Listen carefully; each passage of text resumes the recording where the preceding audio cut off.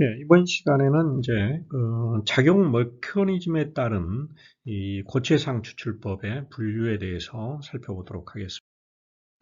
우리가 이제 이 고체상 추출을 할 때 어떤 모드를 선택할 거냐 하는 것을 우리가 결정할 때는 항상 분석 물질이 어떤 성질을 가지고 있느냐를 우리가 고려를 해야 됩니다.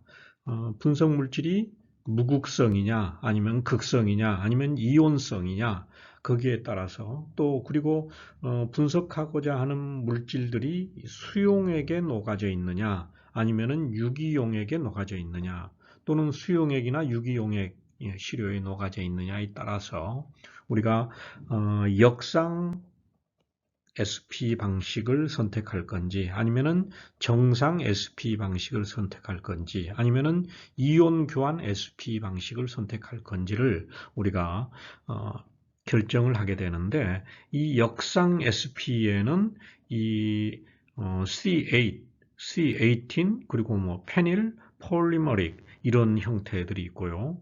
정상 SP에는 실리카 컬럼, 그리고 프리실, 그리고 아미노, 그리고 사이어나이드 이런 그런 정지상이 있고 이온 교환에는 이온 교환상이 있고 그리고 이제 이게 이온이 양이온 그리고 음이온 교환이 있는데 이것들이 혼합되어 있는 그러한 것들도 있습니다. 이제 이러한 이렇게 우리가 분석 물질의 성질에 따라서 우리가 역상을 선택할 건지 정상을 선택할 건지 아니면은 이온 교환 모드를 선택할 건지를 우리가 결정을 하게 됩니다. 예, 그러면은 이제 각 그 모두별로 살펴보도록 하겠습니다. 정상상 또는 정상 SP 이 방식에서는 고체 정지상은 극성을 띠고 있고, 즉 카트리지에 담겨져 있는 이 고체상은 극성을 띠고 있고, 그리고 적재 용매는 무극성인 그러한 시스템이에요. 그래서 적재 용매는 보통 무극성 용매인 헥세인이라든지 아니면은 헥세인하고 클로로폼이 이렇게 섞여져 있는 그러한 형태의 시료를 이렇게 로딩을 한다는 거죠. 그리고 이제 용리용매로서는 이것을 이제 최종적으로 우리가 분석하고자 하는 물질을 용리시킬 때는 용매 세기가 큰 메탄올이나 에탄올을 사용을 해서 용리를 일루션을 하게 됩니다.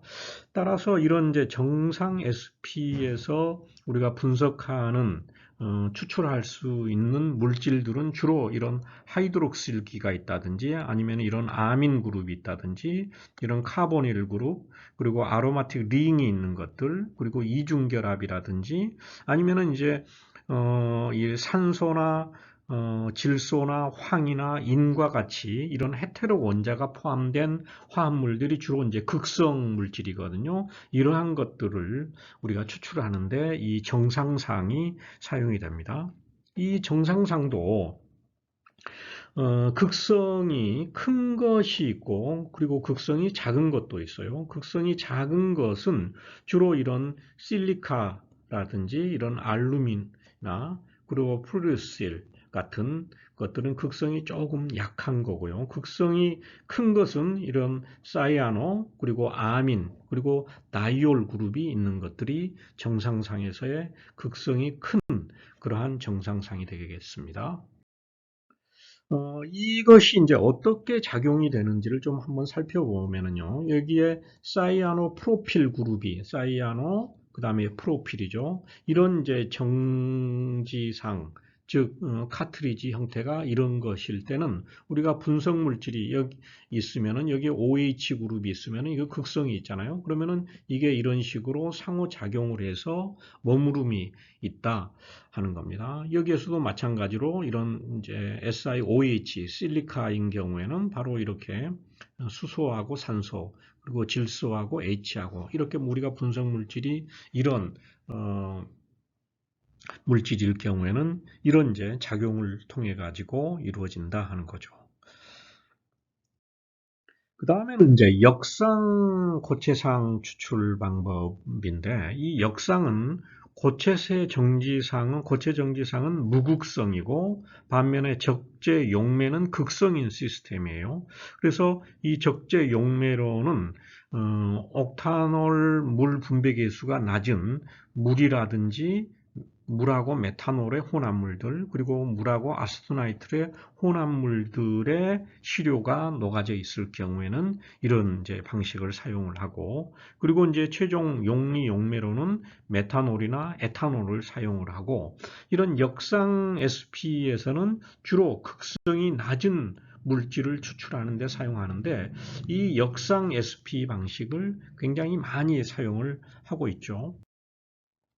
이 역상에서도 이 역상이 이제 그 정지상이 상대적으로 무극성이라고 그랬잖아요. 무극성이고 얘네들은 무극성이니까 이제 소수성 정지상인데 이것도 이제 강한 소수성 정지상이 있고 중간 정도 그리고 낮은 소수성 정지상이 있는데 이 강한 소수성 정지상으로는 가장 많이 사용되는 이 ODS라고 해서 옥타데실 실록세인 해가지고 C18 그러니까 탄소가 18개가 이렇게 부착되어 있는 거고 그리고 이제 그보다 좀 더 약한 것이 C8이고요.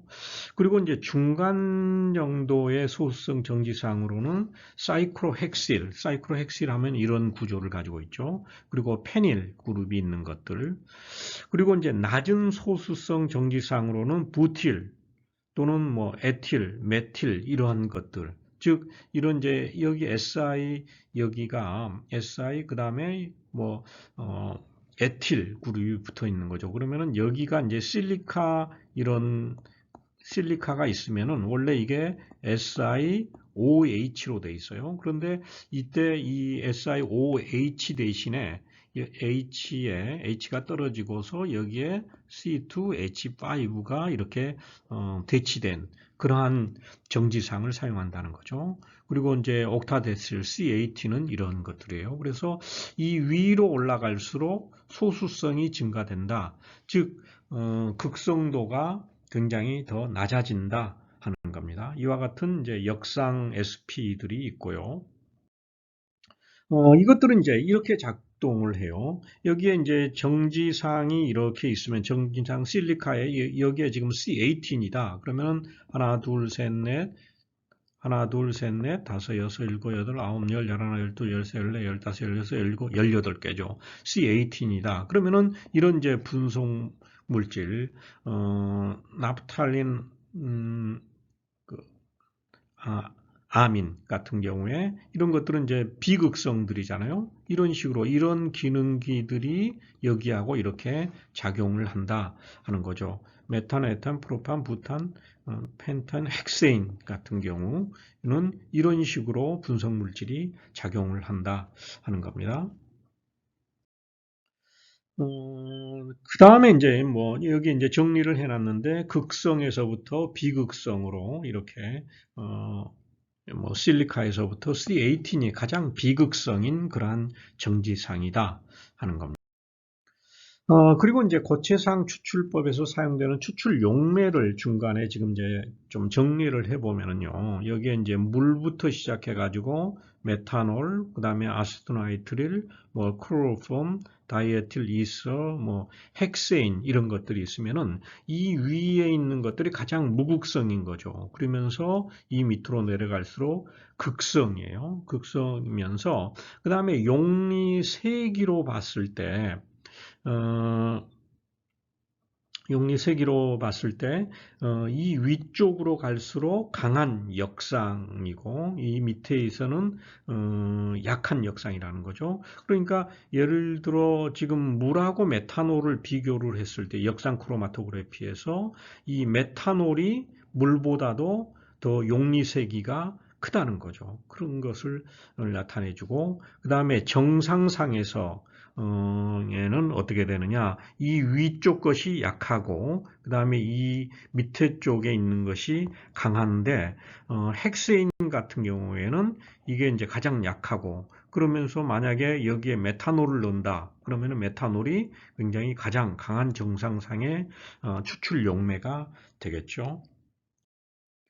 다음에는 이제 이온 교환 SP인데 이거는 이 이온 교환도 굉장히 실험에서 많이 고체상 추출해서 많이 사용되는데 이온성 산이나 염기 화합물 분석에 용이한데 이것의 원리는 뭐냐면은 정지상에 이온성 기능기를 붙여놨어요. 그래서 이온성 이 기능기하고 우리 분석 물질이 이온성 산이나 염기잖아요. 그랬을 때 이 이온 분석 물질에 있는 이온성 기능기하고 상호작용을 한다는 거죠. 작용에 의해 가지고 머무름이 있게 되는데 크게 두 가지가 있습니다. 첫 번째는 양이온 교환체가 있고 두 번째는 음이온 교환체가 있는데 양이온 교환체 정지상은 이 정지상 자체가 마이너스 전하를 띠고 있어요. 그러면서 양이온 출중, 우리가 분석하고자 하는 물질이 양이온이 있다. 그러면 얘가 이렇게 해서 인터랙션이 상호작용이 있어가지고 얘가 머무름이 있게 된다 하는 거죠. 그래서 대표적인 거로 양이온 교환체 로서는 이 아민 그룹이 있죠. 아민 그룹을 이제 그 분석을 하는데 사용이 되는 거죠. 그리고 음이온 교환체는 뭐냐면은 양으로 하전돼 있어 가지고 음이온 물질들을 추출하는데 사용이 되는데 대표적인 이제 추출 물질로는 예를 들어 카르복실 애시드 그룹들 이거는 이제 CO OH인데 얘가 하전돼 있죠. 이렇게 CO 그다음에 O 마이너스로 이렇게 하전돼 있는 것들을 이 음이온 교환체가 양으로 돼 있으니까 상호 작용을 하게 된다는 거죠. 자, 그러면은 이렇게 붙어 있는데 용리는 나중에 어떻게 하느냐? 추출 용매를 용리 이제 용매가 되겠죠. 이것에 pH를 조정을 해줘 가지고 분석 물질이나 정지상을 중성이 되게 해버려요. 그러면은 얘가 극성도가 이게 이온성이 없어지게 되는 거죠. 그러면은 분석 물질이 정지상으로부터 이탈하게 돼 가지고 용리가 이루어진다 하는 겁니다. 예, 이 이온 교환 SP는 이제 앞에서도 얘기했듯이 음이온 교환상하고 양이온 교환상이 있는데 이것들도 강한 양이온 교환체하고 약한 양이온 교환체가 이렇게 있을 수가 있어요. 그래서 강한 양이온 교환체 같은 경우에는 이런 술포닐 그룹이 있는 것들이 그러니까 강하게 작용을 하는 거죠. 이 플러스 전하를 띈 것하고. 그리고 이제 칼복실릭 애시드의 이 이것 경우에는 이제 약한 양이온 교환체에 해당이 되고요.